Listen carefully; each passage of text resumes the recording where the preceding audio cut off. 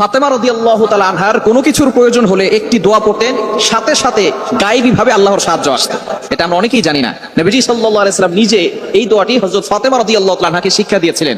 ফাতেমা রাদিয়াল্লাহু তাআলা আনহা বাসায় এসে তিনি এই দোয়ার আমল করতেন এবং সাথে সাথে গায়েবী সাহায্য আসতো। রিজিক নিয়ে তিনি কখনো টেনশন করতেন না। তার ঘরে খাবার ছিল না, যখনই খাবার থাকতো না তখনই এই দোয়া পড়তেন আর আল্লাহর পক্ষ থেকে গায়েবী সাহায্য আসতো। একবার নবীজি সাল্লাল্লাহু আলাইহি ওয়াসাল্লামের কাছে 6টি ছাগল হাদিয়া আসলো। হযরতে আলী রাদিয়াল্লাহু তাআলা আনহুর বাসায় কোনো খাবার নাই। হযরতে আলী রাদিয়াল্লাহু তাআলা আনহু, ফাতেমা রাদিয়াল্লাহু তাআলা আনহা না খেয়ে আছেন, হাসান হোসেন রাদিয়াল্লাহু তাআলা আনহুমা ছোট ছোট নবীজির নাতিরা না খেয়ে আছেন, ঘরে কোনো খাবার নাই। আলী রাদিয়াল্লাহু তাআলা আনহু মসজিদে গেলেন, যাওয়ার পরে দেখলেন নবীজির কাছে 6টা ছাগল হাদিয়া আসছে। আলী রাদিয়াল্লাহু তাআলা আনহু মনে মনে একটি শান্তি পেলেন, আর চিন্তা করতে লাগলেন বাসায় যাওয়ার পরে ফাতেমাকে নবীজির কাছে পাঠাবো আর বলে দিব নবীজির কাছ থেকে যাতে করে একটা ছাগল হাদিয়া নিয়ে আসে। আলী রাদিয়াল্লাহু তাআলা বাসায় আসার পরে ফাতেমা রাদিয়াল্লাহু তাআলা আনহাকে বললেন, আজকে দেখলাম নবীজির কাছে 6টা ছাগল হাদিয়া এসেছে, তুমি যদি নবীজির কাছে যাও সেখান থেকে যদি একটা ছাগল নিয়ে আসো তাহলে আজকে আমাদের জন্য রান্না করে খাবারটা খুব ভালো হবে। আমার সন্তানরা অনেকদিন ধরে না খেয়ে আছে, আমরাও কিছুদিন না খেয়ে আছি, তুমি তোমার বাবার কাছে যাও। ফাতেমা রাদিয়াল্লাহু তাআলা আনহা চলে গেলেন বাবার কাছে। নবীজি সাল্লাল্লাহু আলাইহি সাল্লামের কাছে যাওয়ার পরে ফাতেমা রাদিয়াল্লাহু তাআলা আনহা বললেন, আব্বাজান, আমার বাসায় কোনো খাবার নাই, আপনার নাতি দুইজন ক্ষুধার তাড়নায় কাতরাচ্ছে, আপনার কাছে নাকি 6টা ছাগল হাদিয়া এসেছে, ওই ছাগলের ভিতরে আমাকে একটা ছাগল হাদিয়া দিয়ে দেন। এদিকে আলী রাদিয়াল্লাহু তাআলা আনহু আর হাসান হোসেন রাদিয়াল্লাহু তাআলা আনহুমা তারা ছুরি ধার দিচ্ছেন যে ছাগল আসবে সেটাকে জবাই করে তারা খাবার খাবে।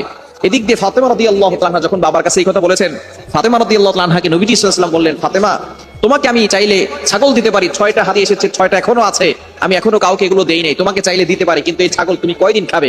1 দিন, 2 দিন, 3 দিন, 6 দিন, 7 দিন খেতে পারবে, তারপর তো ছাগল শেষ হয়ে যাবে। তোমাকে আমি একটা দোয়া শিখিয়ে দেই, এই দোয়ার আমল যদি তুমি করতে পারো, আল্লাহ পাক রব্বুল আলামিন ইয়াকিনের সাথে আমল করলে গায়েবী ভাবে তোমার কাছে সাহায্য আসবে, গায়েবী ভাবে আল্লাহ পাক রব্বুল আলামিন রিজিকের ব্যবস্থা করে দিবে।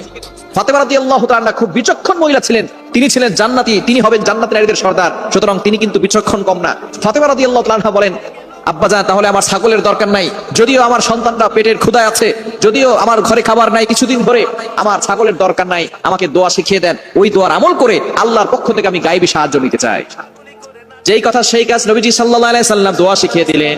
বাসায় যাওয়ার পরে আলী রাদিয়াল্লাহু তাআলা আনহু যখনই দেখলেন ফাতেমা রাদিয়াল্লাহু তাআলা আনহার হাতে কিছুই নাই, তখন তিনি বললেন, তোমার বাবা নিশ্চয়ই কিছু শিখিয়ে দিয়েছেন। কি শিখিয়ে দিয়েছেন? ফাতেমা রাদিয়াল্লাহু তাআলা আনহা বলেন, আমাকে এমন একটা দোয়া শিখিয়েছেন, এই দোয়ার আমল যদি আমরা করি তাহলে ঘরে অভাব থাকবে না, আল্লাহ পাক রব্বুল আলামিন গায়েবী ভাবে রিজিকের ব্যবস্থা করে দিবেন। সাথে সাথে ফাতেমা রাদিয়াল্লাহু তাআলা আনহা আর হযরত আলী রাদিয়াল্লাহু তাআলা আনহু দুইজনে মিলে এই আমলটা করা শুরু করলেন, আর আল্লাহ পাক রব্বুল আলামিন তাদের কাছে গায়েবী ভাবে রিজিক পাঠিয়ে দিলেন। দোয়াটি হচ্ছে, আল্লাহুম্মা ইয়া আউওয়ালাল আউওয়ালিন, ইয়া আখিরাল আখিরিন, ইয়া যাল কুওয়াতিল মাতিন, ইয়া রাহিমাল